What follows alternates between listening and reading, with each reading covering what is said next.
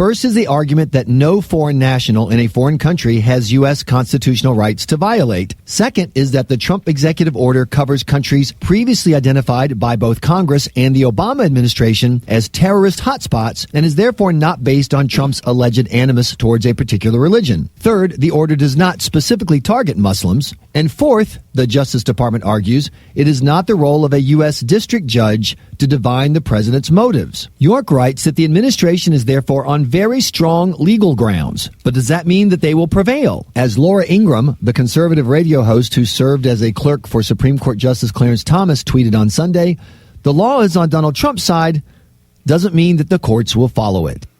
Yeah. Now, that's the most disgraceful point of this whole thing, right? Because here's a Ninth Circuit court, as Joe said earlier, 86% of their cases that have gone to the Supreme Court have been overturned. Why? Because they do not follow the law. Well, that was a very good laying out of the legal rationale. Now, you got that, you put that in the balance scales with the other side, feelings. Yes. Well, isn't that what separates a Democrat and a Republican? Yes. Democrats are always about the feelings, the emotions of it. It's not nice. It's not fair. It's not fair. You know what? Common sense isn't always fair. But the same people, these idiots in the streets who are rioting and protesting and saying, let these Muslim people come into the country, whatever you want. These Muslim people will kill those. Yeah. Whether you're gay, if you're a woman, they're going to treat you like. Whatever happened to NOW? Do you remember what NOW was? National Organization of Women, right? Yeah. Disappeared. The feminist group. Where are the feminist groups talking about how women are mistreated in Saudi Arabia, Qatar, United Emirates, Syria, Iraq, Iran? If you allow this country, either through hard jihad or soft jihad, to happen, women, you will be stepping backwards into the 12th century.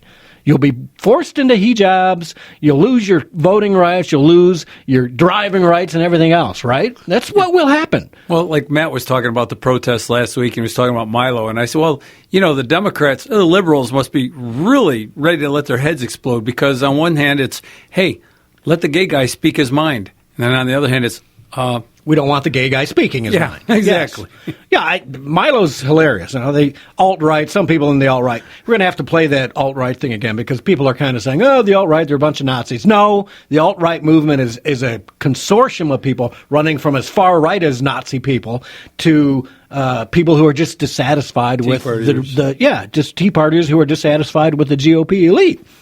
I think alt-right is whoever is speaking at the moment and describing alt-right, to tell you the truth. Alt-right from a liberal is different from when you and I speak, I think. Yeah, it's just insanity. It really is. And if you want to get in on this conversation, 734-822-1600, or you can email me, Gary, at thedailydrift.com, and I can read your comments on the air if you're too shy to get in. But this it's like it's just hate, right? There is absolutely no common sense involved here when it comes to these protesters. They literally can't say anything, and the circuit court is no better. I like when Bill Watersworld, when he interviews these people. So what are you protesting? What countries were banned? Bing. They can't don't even know. They can't tell you anything. They just know they're there. Why are you there? My friends are here. Yeah. Yeah, and the judges in this case were trying to come across with his intent. Listen, in a judge, this is not like a criminal trial, right? And where murder may be intent to get you first degree or second degree, was it passion or whatever. We're looking at a law, and a law is black and white, written down on a sheet of paper. You should be judging and ruling based on the law on that sheet of paper. And it's the 1952 McCarran-Walter Act is basically what gives, and Congress gives. This is not an executive order like that. He's basing this executive order strictly on the McCarran-Walter Act, which gave the president the power to look at. And Obama's done it, and Carter's done it, and Clinton did it, and yet the only person that they're complaining about is Trump. Why? Because they hate his guts. Well, the other thing is that this is a micro of the macro, and the macro is, say, Scalia versus Ginsburg. Strict constructionist. What does the law say? What does the Constitution say, as opposed to what do other countries say, or what do we feel like, or what do we as judges want to make the law? What do we think it should be? Yeah, that's yeah, it's crazy. Let's take a call from Pete from Plano, Texas. Pete, go ahead. Brother Gary, how you doing? Good. How are you, man? Outstanding, but improving. Haven't talked to you in a while. It's been a while. Go ahead, man. What do you got? Well, I'm listening. Like talking about these Nimrods protesting and crying because it's just it's typical from the as Saron calls them the reptile mind. We won fair and square, and my wife and I have been talking about it. They're trying to find things to cry about. Our little 9-year-old girl tells our son, Andrew, cry me a river, build a bridge, and get over it. Pete, we didn't win fair and square. The KGB right. stole it for us. Come on, that Putin put his boy Trump in, and Oh man, I wore my when we were at the headquarters, Republican. I wore my "Make America Great Again" in the Ann Arbor, the People's Republic of Ann Arbor. I got some stares, and I like. Who are you eyeballing, freak? Yeah, and that's what it's come down to. If you have a Trump sticker on the back of your car, you might come back and find your windows broken. Come on. Oh, well. Grow up and stop being crybabies about it. We survived. I complained. I've got years and years of archived radio broadcasts showing me complaining. I complained to the 9th degree, but you know what? I didn't ever break somebody's window. I never assaulted anybody. I never violated anybody else's rights in all the years that I put up with Obama. Right? You complained to the 9th degree, but not the 9th Circus. That's the problem. That's right. I forgot the guy's name on Sunday morning. I think anyway. I told him that we called him Brokeback Obama. He started cracking up. That's And then the people saying, "Oh, he's so wonderful, and he's done. Look at all the things he has done." Yeah, taking our money, him and dare I say it, Michelle. Anyway, I'm so glad. I was 3:00 in the morning when President Trump got elected. I'm driving down Main Street, and I could see some of the people. They were so down because crooked Hillary didn't get elected. Yeah. Well, I'll tell you what, Pete, I've been happy every day, and at every press conference when I watch Sean Spicer, I'm always even happier when I get done seeing this, because you know what? It's turning the world back to the way it used to be, and I'm not saying back to 1940. I'm saying we're common sense rules, okay? That's what it comes down to. I'm torn here because I heard a protester say, Trump is the worst president ever, and we've only had 3 weeks of Trump. And yet I'm beginning to think Trump is the best president ever because of what he's done in the first 3 weeks. Yes. All right, Pete. Yeah. Well, I appreciate the call, man. Good to hear from you again. We'll see you soon. Take care, Gary. You too. Take care. Let's take a call from Tom in Detroit. Tom, go ahead. Yeah, about the Ninth Circuit decision. I read the Trump executive order, and it was somewhat vague. When he writes an executive order, it's supposed to be drafted like a law.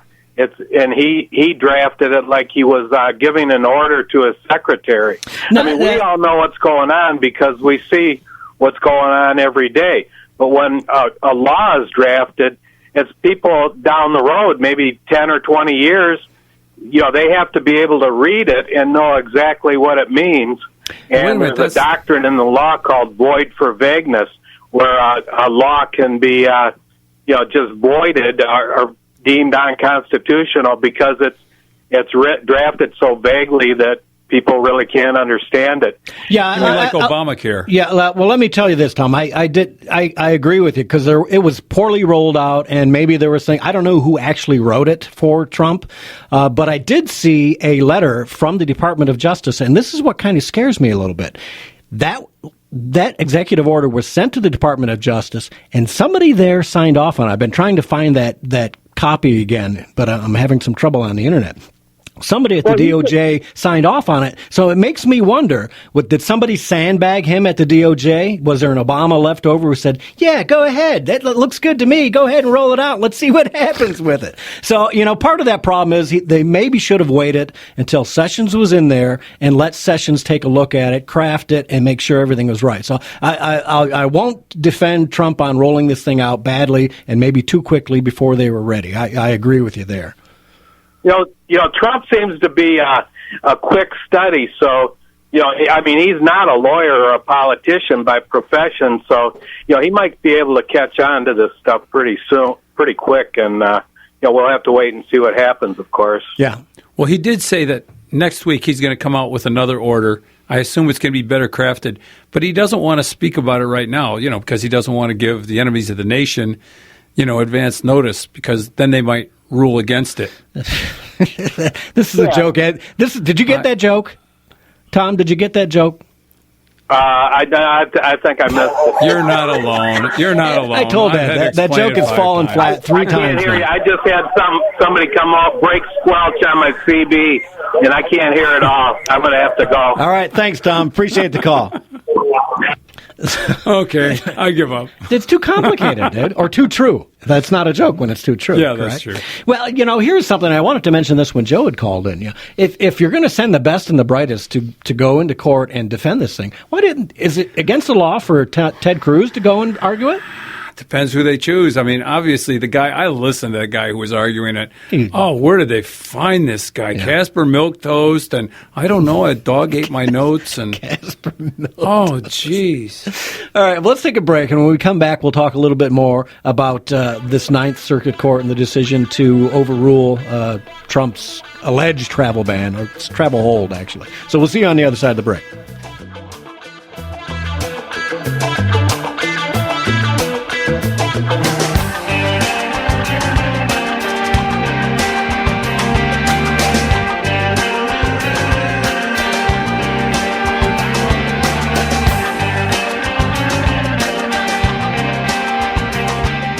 Don't miss the Roan Saturday Night Rock and Rhythm Review.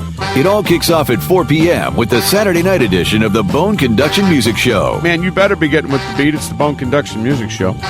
Can't get with the beat on this radio program. You got a hole in your soul, Jack. From 6 to 8, it's Eddie's Caravan with Fast Eddie. The Moonglows with a great jump tune from 53, Whistle My Love. At 8 o'clock, we explore America's roots music with Radio John D. and the Greasy Skillet. And that's another playlist archive pick from listener Mark. Thank you, sir. Then, Dan Martin brings you the best music of the UK on London Calling from 10 to midnight. The great 60s tunes, but also the 70s, 80s, 90s, and current stuff. Followed by Del Villarreal's Rockabilly Fest, Go Cat Go. That was New York City's own Tom Dorsum right here on Go Cat Go, the Rockabilly Show. Hey, baby, do my little It all starts Saturday afternoon at 4 p.m. on the musical side of Wham! When your major home appliance stops working, do you want to fix it? No. You want someone who knows what they're doing, and that's not you. It's MasterTech. Bill and Joe Henderson at MasterTech have been taking care of people in Ann Arbor and Southeast Michigan for over 30 years. They've been to my house many times and always solve the problem. They do both residential and commercial work and treat their customers and employees like family. Their technicians are friendly, knowledgeable, and on time. Stop by at 1919 Federal Boulevard in Ann Arbor off Stadium by the post office. Open weekdays 8:30 to 5 p.m. and even on Saturday from 9 to 2. Or call 734-662-0641. That's 734-662-0641. You can also visit their website at mastertechappliance.com. That's mastertechappliance.com. And tell Bill Linda says hi. Are billions of dollars more powerful than your life? What would it mean for our country if one man's money could buy other men's rights? And who are we as Americans if we let that happen? Because ours is the only country founded for the most common of common men, a place where freedom's riches are guaranteed to each of us, to speak and write and work and worship and resist as we choose, because we're the good guys, We teach our kids what's right and wrong, go to work with passion and pride, help our neighbors, and try to live by the golden rule.